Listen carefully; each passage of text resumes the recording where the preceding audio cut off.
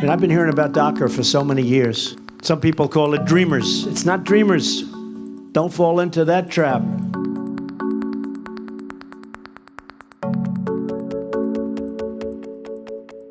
During his election campaign, Donald Trump had a very tough stance on DACA, vowing to dismantle it from day one in office. You've probably heard of DACA, as well as the Dreamers, or the Dreamer Act. DACA, which stands for the Deferred Action for Childhood Arrivals Act, allows anyone who was 16 or younger when they arrived in the U.S.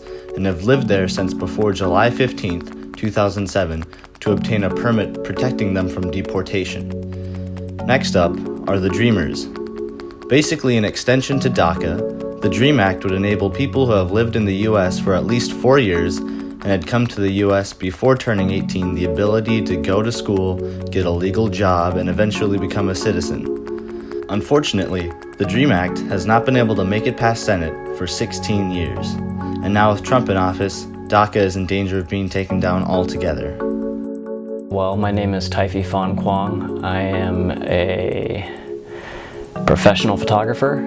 I specialize in mostly nonprofit events, and I guess you could call me a nonprofit event photographer.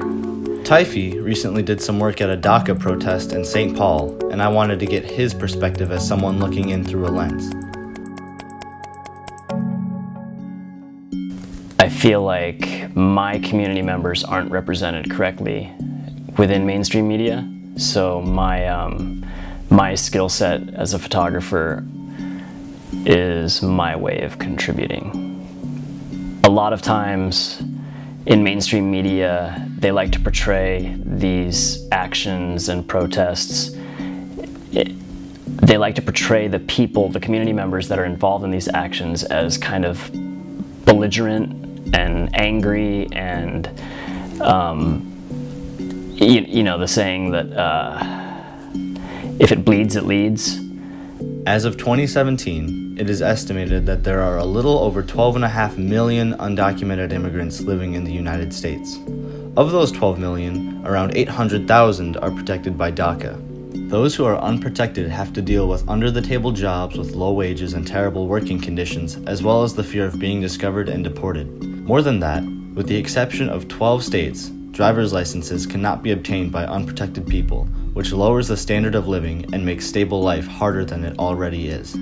People protected by DACA have access to many more freedoms than most unprotected people. Over its lifespan, DACA has created a total of $433 billion in U.S. gross domestic product. DACA is imperative to U.S. society. It's a morality issue. It's the right thing to do.